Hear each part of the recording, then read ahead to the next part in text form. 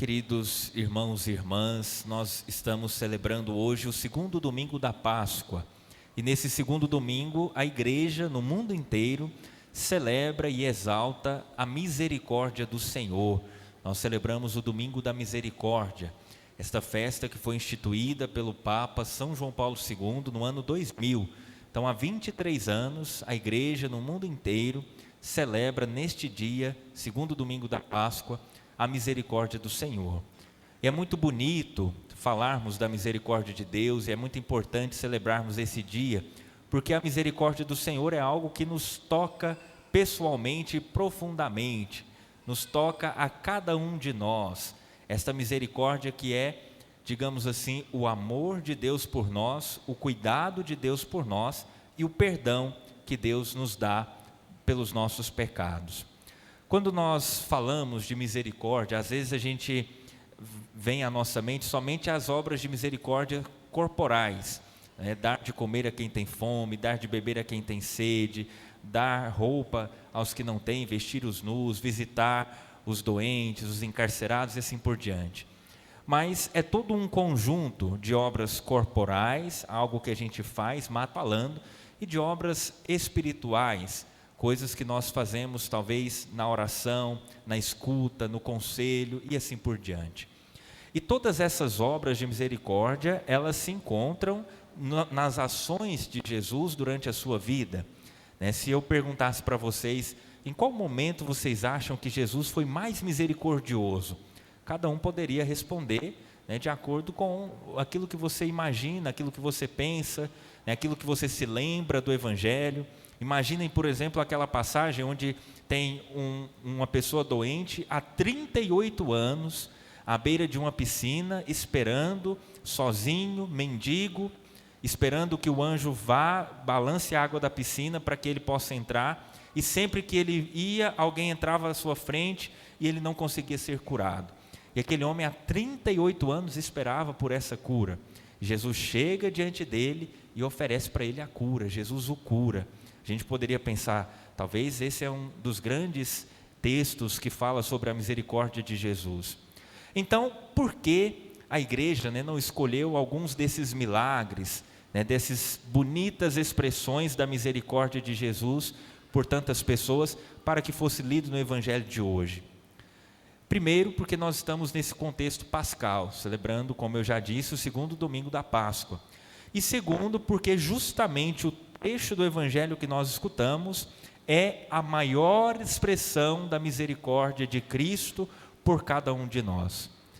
A misericórdia de Jesus se expressa de forma magnífica, não somente nos milagres que ele realiza, e todos os milagres que Jesus realizou tinha em vista não a cura física somente, mas a cura espiritual, a cura do coração, a conversão, voltar para Deus e seguir o caminho de Deus. Por isso, meus irmãos, hoje, após a ressurreição, quando Jesus aparece aos discípulos, ele sacramentaliza a sua misericórdia. A maior expressão da misericórdia de Cristo por nós é o poder que ele dá à sua igreja, aos apóstolos e seus sucessores, de perdoar os pecados.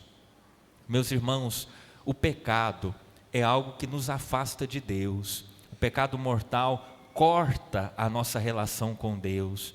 O pecado mortal tem poder de nos afastar eternamente de Deus. E Deus, na sua misericórdia, concede aos seus discípulos, aos seus apóstolos, o poder de reatar esta ligação rompida pelo pecado. Concede aos sacerdotes o poder de religar a alma que estava desligada de Deus pelo pecado. E Jesus, meus irmãos, considerava isso tão importante, mas tão importante, que é a primeira coisa que ele faz após a sua ressurreição, ao se encontrar com os apóstolos. E aqui eu gostaria de chamar a atenção a vocês para a importância deste sacramento e a importância do que nós ouvimos hoje no Evangelho. Jesus ressuscitado aparece pela primeira vez aos apóstolos e faz ali um gesto, realiza um gesto que não era simbólico, um gesto que não era meramente secundário, mas um gesto fundamental, importantíssimo. e que se nós entendemos o que é que Jesus fez ali, muita coisa muda na nossa vida, e vocês vão entender por quê. Jesus se coloca diante dos apóstolos e sopra sobre os apóstolos. E naquele sopro, Jesus transmite aos apóstolos o quê? O Espírito Santo, terceira pessoa da Santíssima Trindade, Deus verdadeiro. Jesus dá aos apóstolos, transmite aos apóstolos o Espírito Santo, recebei o Espírito Santo, com uma missão. Para quê? Para que os pecados que vocês, apóstolos, perdoarem, sejam de verdade perdoados, e aqueles que vocês não perdoarem, sejam retidos. Meus irmãos, olha a importância desse gesto de Jesus. Jesus Cristo que sopra, o sopro da vida ali, como no início nós vemos, no início da criação, Deus que sopra as narinas ali do homem formado no barro e ali transmite a vida. Jesus agora sopra sobre os apóstolos, transmitindo o Espírito Santo, para que os apóstolos tenham o poder de dar novamente a vida àqueles que haviam perdido pelo pecado. Por isso a igreja deu o nome, muito simbólico e muito bonito, de pecado mortal, porque é o pecado que causa em nós a morte, mata a graça de Deus em nós. E agora, nesse sopro do Espírito Santo, os apóstolos, seus sucessores, os sacerdotes, têm o poder de restituir esta vida perdida pelo pecado. Olha a grandeza, meus irmãos, deste sacramento. Olha a beleza da misericórdia de Deus por nós. E aqui, meus irmãos, eu gostaria de dizer a vocês, para que saia do nosso pensamento algumas ações e alguns pensamentos que muitas vezes nós nos deixamos levar também por eles. Um deles, e talvez um dos maiores pecados, e talvez uma das coisas que mais nos prejudicam, é o pensamento de que eu me confesso diretamente para Deus. Não confessa. O orgulho, a vaidade, a prepotência, a soberba, o diabo nos faz pensar assim. Meus irmãos, prestem atenção no que eu estou dizendo. É um pensamento diabólico, esse pensamento de que eu me confesso diretamente com Deus. Mas padre, eu não posso contar os meus pecados para Deus? Deve, nós não só podemos como devemos. Mas, meus irmãos, existe uma diferença enorme entre oração e confissão.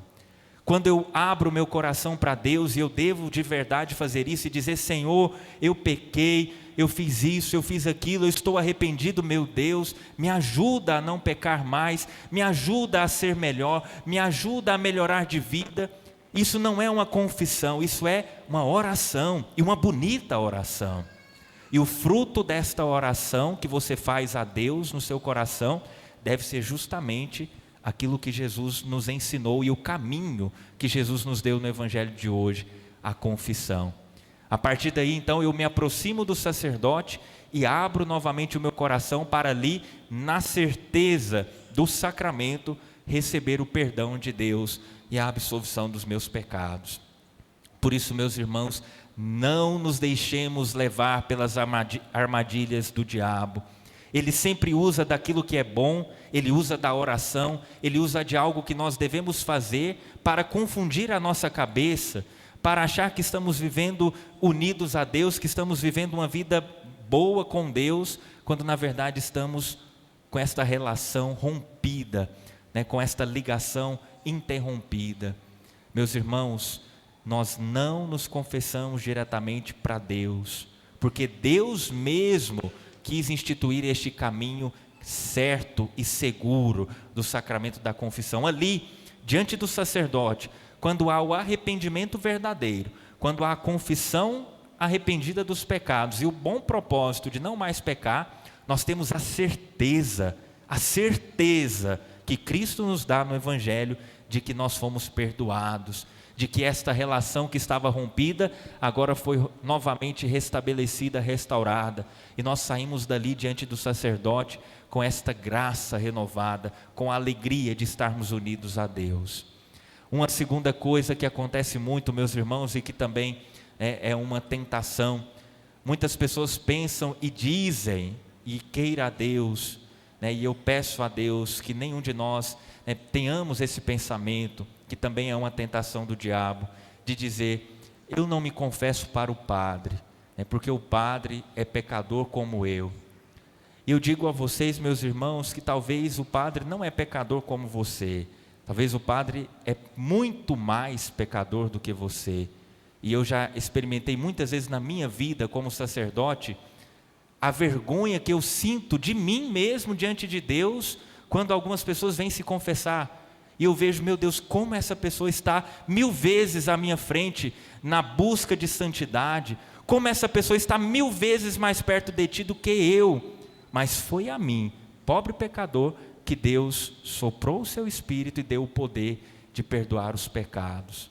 Por isso, meus irmãos, é uma tentação também do diabo de dizer isso, porque não importa a figura do padre, não é o padre Wallace, não é o padre Volney, não é o padre fulano, ciclano, mas é o sacerdote que age na pessoa de Cristo, que absolve os meus pecados. Ali no momento que o sacerdote celebra o sacramento, seja a Santa Missa, seja a confissão, o sacerdote age na pessoa de Cristo. Os sacramentos são celebrados, é como que se eu emprestasse a minha voz a Cristo, emprestasse as minhas mãos a Cristo, e através de mim, através da minha voz, através das minhas mãos, Cristo perdoa, Cristo consagra, Cristo faz a sua obra acontecer. Por isso, meus irmãos, não tenham medo, não tenham receio, não tenham vergonha de se aproximar do sacerdote e abrir o seu coração e fazer uma boa confissão. Afaste da sua vida esses pensamentos, não deixe que o diabo domine no seu coração, não deixe que o diabo impeça você de restabelecer esta ligação tão forte, tão bonita com Deus, esta ligação que nos faz reviver para Deus e que nos faz, meus irmãos, se morrermos ligados com Deus na sua graça, vivermos eternamente com Ele no céu. Não ceda às tentações do inimigo. Busque, meus irmãos, esta reconciliação com o Senhor. O sacerdote, ele é sacerdote para perdoar. O Papa Francisco tem insistido muito com os sacerdotes, e ele sempre repete isso: perdoa, perdoa, perdoa, perdoa, e repete várias vezes, porque esta é a missão do padre, perdoar. Por isso, meus irmãos, não tenham receio de pedir perdão, perdão a Deus.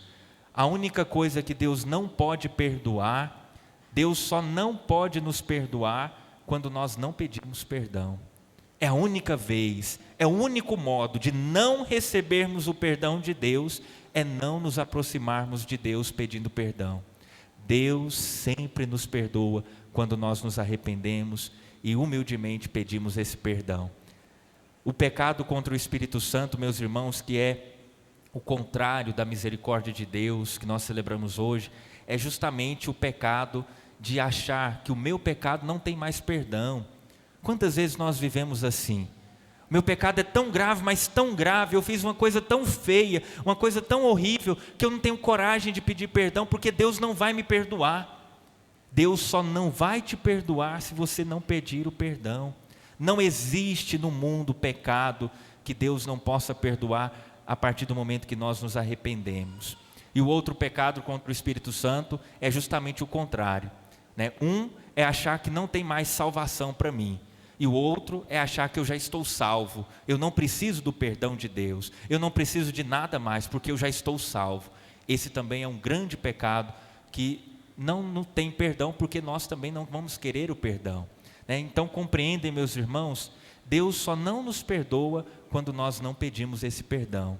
Por isso, nesse domingo da misericórdia, convido cada um de vocês a viverem essa experiência da misericórdia, pedindo perdão ao Senhor, se aproximando do sacramento da confissão, na medida do possível, assim que for possível, para restabelecer esta ligação com Deus. O sacerdote, por esse Espírito Santo que foi dado, esse poder dado por Deus, faz com que voltemos à vida. Faz com que aquilo que estava morto em nós, a graça de Deus, a escuridão do nosso coração, agora se transforme em luz e em vida, em alegria, em graça, em felicidade. Isso é a beleza, meus irmãos. Eu louvo a Deus por esse dom que Cristo ressuscitado nos deu. Eu louvo a Deus por me fazer instrumento desse perdão. E louvo a Deus por tantas almas que buscam esse perdão do Senhor, que entendem que sem o perdão de Deus, sem a graça de Deus, não é possível viver. Louvado seja nosso Senhor Jesus Cristo.